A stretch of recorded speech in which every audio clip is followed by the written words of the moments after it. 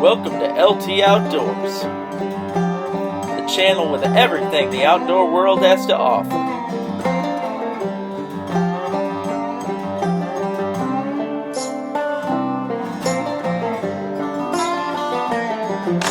The sun is coming up, bobber's going down. Fish are all a-biting and jumping all around. Let's hook up the boat, come on, let's go. It's time for LT Outdoors. I'm talking LT Outdoors. Might go hunting, fishing, metal detecting, might even do a little fortune too. I'm talking LT Outdoors. I hope you enjoy the show. Look at that. Hello everybody, welcome to another episode of LT Outdoors. In this short episode, I'm actually out doing a little bit of mushroom picking. The lilac blossoms are starting to show up. There's a lot of buds on the lilac bushes. That is always my best time to go out and look for some white morels. So that's usually the first thing I look for when I want to go hunt the white morel. So yeah, I'm gonna head out and look for some white morels, see if I can find some to cook me up with my lake trout from yesterday's outing. And I hope you guys enjoy this episode. Make sure you hit that subscribe button. Let me know what you think. I'm out here, guys, looking for some morels. I'm actually checking my spots for some whites because I know they're starting to come up. I want to show you right there. Going along and find this beautiful Petoskey stone. This is actually Michigan's state rock, for those of you that didn't know it, or state mineral. Yeah, very cool. My mom collected these, so I still do it too. Yeah, pick up the Petoskies. There's always some cool ones. Oh, that's actually really neat. Here, I don't want to pick up rocks, but right next to that Petoskey, get a load of that rock. Looks like somebody's chompers. That's a crazy fossil right there. Alright, let's look for mushrooms. Don't get much better than that. Look how pretty that is. This is what... Oh, I see more. Oh, there's a whole bunch. This is going to be great. Alright, you see that right there? That's one of the whites. I turn my head this way. Hopefully I don't lose any of them. There's one right there. I look up a little further. There's a couple up there. These are all bigger. So, yeah, I'm actually going to go get my basket. I wasn't sure if I'd find any, but they're here. So I'm going to grab my basket and I'm going to come back and pick these. Here's that first one I walked up on. Now, they're starting to get a little dry. I kind of figured that because we haven't had a rain in a few days here, so let that little crumbly hit the ground. But that's no big deal.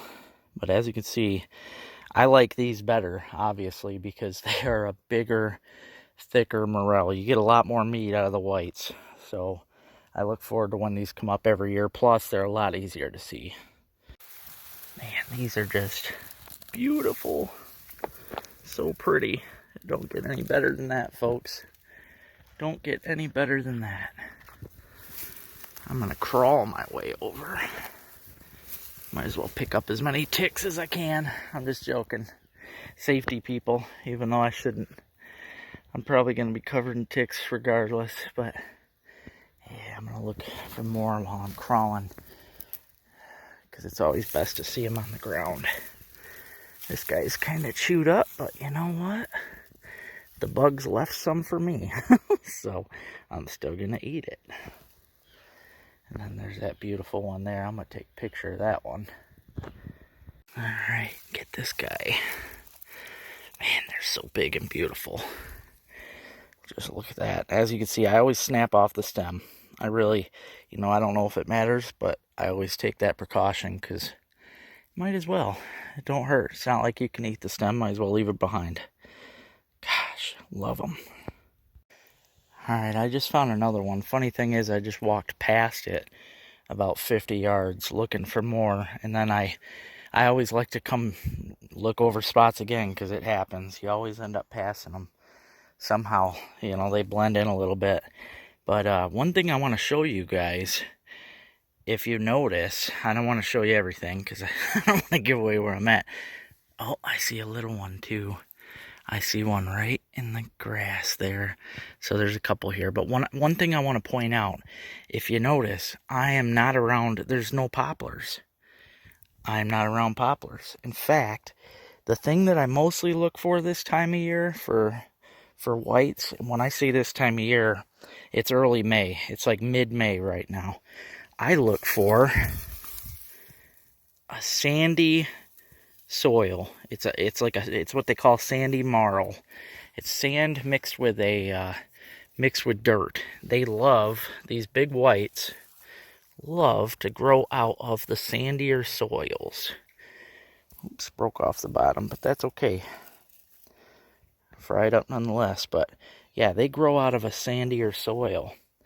Whereas, when you're out hunting them blacks in the woods, it's usually a pretty good dark soil. Yeah, this one's been out a while. It's all dried up, but one thing I'm going to point out too, I got into it with a guy on Facebook about it. When they're dried up, it doesn't matter. They still eat. In fact, a lot of people dehydrate them anyways so that they last longer. There's nothing wrong with this mushroom. I'm going to fry it up, so it doesn't matter, but you can drop it in some water and it'll rehydrate itself. That's a cool thing about mushrooms. But yeah, I'm going to kind of take my time now that I know there's some hidden ones around. See if I can find some more of these guys. I almost made a pretty bad mistake. You really got to watch it, guys. I mean, that's pretty well hidden. I'm just sneaking around trying to find more, and I happen to look down and there's a nice one right by my foot. One more step with my right foot and I would have crunched this guy. Again, dry and brittle because of the lack of rain. But that's the only reason that it's dark and looks bad. There is nothing wrong with that mushroom. The morels don't go bad. Don't think just because they're old that they're not any good. This one was hiding pretty good back here, but not good enough for me. I'm walking along here. Oh man, there's two right there. See, I seen that big guy there, but then I just realized you can't really see it, but through the grass, there's another monster right next to him. So I'm going to have to be real careful. Oh, like I said, watch your step. I'm just going to pick this one. I did not see that. Now, another thing about the whites that I like more than the blacks. The blacks don't grow in as thick of patches as the whites do. Usually, if you see one white, there's normally more nearby. There has been a lot of times, though, where I've only found one black here or there, but the whites are usually piled together, so yeah, I like hunting these a lot more. Yeah, these two big guys here, growing right next to each other. See, even with that one having a bad bottom, I don't care. I can just cut that part off. That is a big, beautiful morel right there.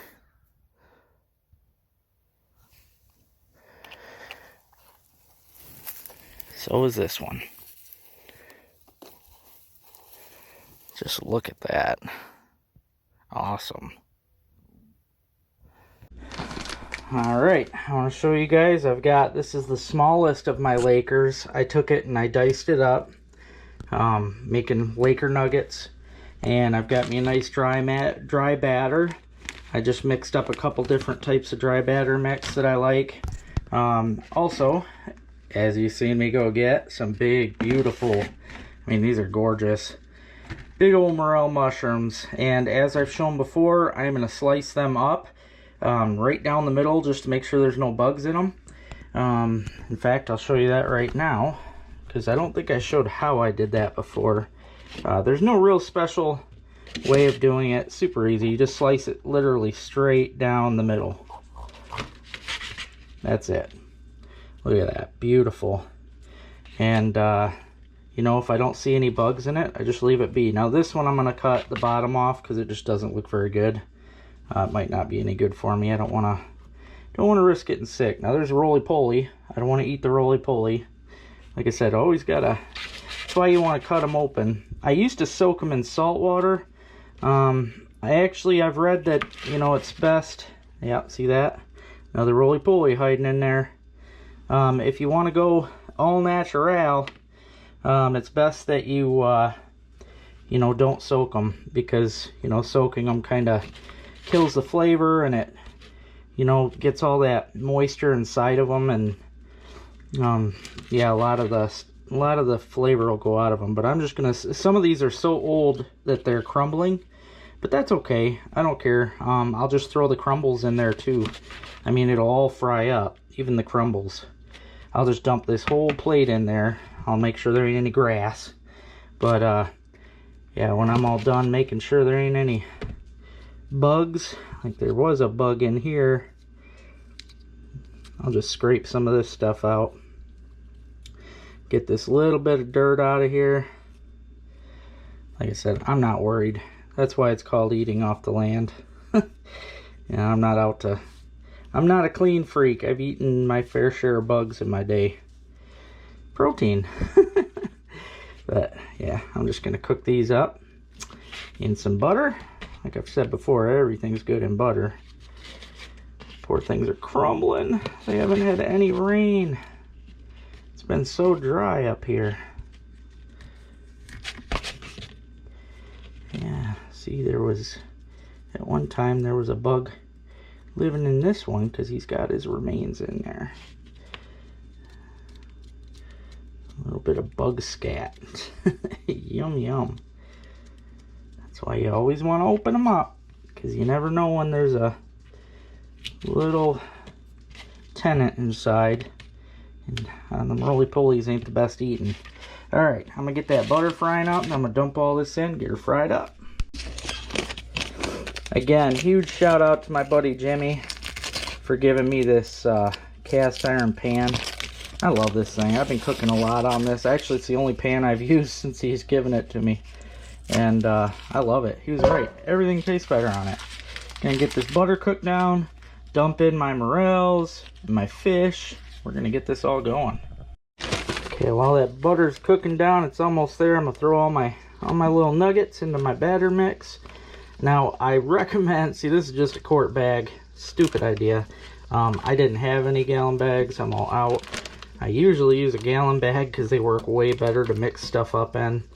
There's really not much space in these quart bags to mix up the batter, but I'm going to make the best out of it because it's all I have.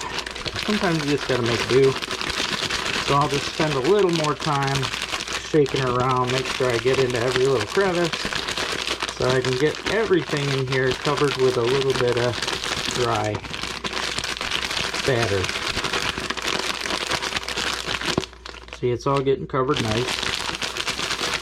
I should be able to actually, I think I'm going to fit all these in the pan. I should be able to.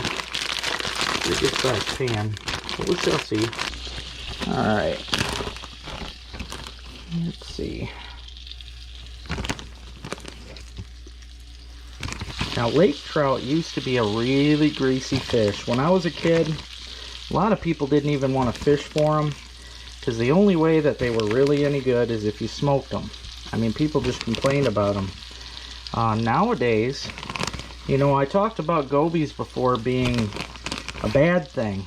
It's turning out, though, that the gobies are actually a blessing, because the lake trout are feeding on the gobies, along with a lot of other species, including smallmouth bass, brown trout. I mean, basically all the trout and salmon are feeding on gobies. But what it's done, the alewives are actually what was giving the lake trout the greasy flavor. Alewives are a greasy fish as it is, and that's what they were mostly living off of. That was their main forage. When the alewife populations depleted, the lake trout had to figure out, you know, another way to live. They had to they basically had to evolve, and they've evolved into eating gobies, and the gobies are giving them such a I mean, the taste is unbelievably better. To me, it doesn't even taste like a trout or a salmon. It's a really good mild flavor. As you see, I mean, you know, normally trout and salmon, you wouldn't dice them up, fry them, and let that batter like that, but it's really good, guys, really good. All right, now I'm gonna carefully flip these so I don't scratch my pan. Oh, they sure look beautiful though. That's what you want, that nice golden brown color. That butter gives it a nice color, even better taste. Still got a few more pieces to cook up, but that's okay. I will throw the remaining pieces in with the mushrooms. Alright, these guys are all done. Carefully get these out of here. They look so good. Thank you, Chum Bucket Charters. Man, that was a lot of fun. Still can't believe how many fish we caught. I mean, as you've seen, we had multiple doubles. He told us the day before he actually had 6 fish on at one time. I mean, that's just crazy. Yep, definitely wish I could get out there with my boat to do that, because it's a blast. Alright, that's all the fish. Let's throw the mushrooms in. Alright. Just dump all these guys in there. Crumbles and all. And let that butter cook right into them. The morels, as you can see, they get soft and they get kind of squishy. They get pliable. Rather than breaking apart like they were because they're dry, they get nice and squishy. That's because they're soaking in the butter and they're cooking up. I won't let these cook too much longer. But don't take very long to cook up morels. Crisp these out of there too. You definitely don't want to waste any part of the morel. See, this stuff is so darn expensive to actually buy. I could never afford it, so you know, it's definitely a treat when I can go out and get them myself in the woods. Alright guys, I hope you enjoyed this little adventure. I sure did. Went out in the woods, got me some nice big plump white morels. Sure love this time of year. Honestly, if I could, I'd get rid of summer and just have winter and spring. Love those 2 seasons most of all. But yeah, these are, you know, that's a big meaty morel right there. That's like 4 of my little black morels.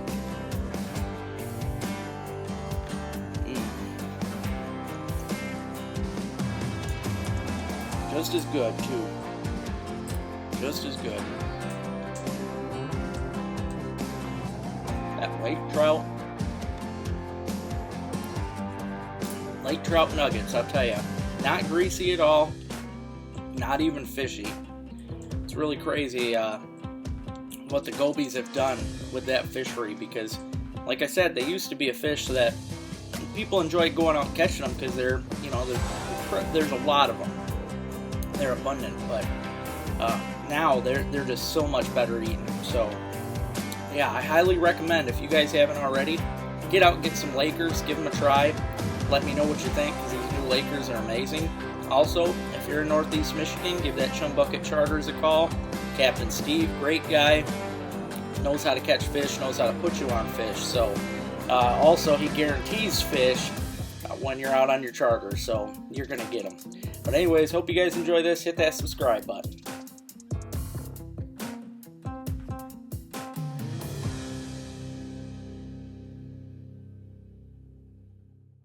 LT Outdoors is brought to you by Widowmaker Lures, quality tungsten jigs. Northland Fishing Tackle, check them out online for a huge selection of lures. Wellman's Bait and Tackle in Oscoda, Michigan. Heavy Metal Custom Lures, a great selection of plastics and more. Martese Lures, quality paint jobs that the fish desire. Cowboy Coffee Chew, a cup in a pinch.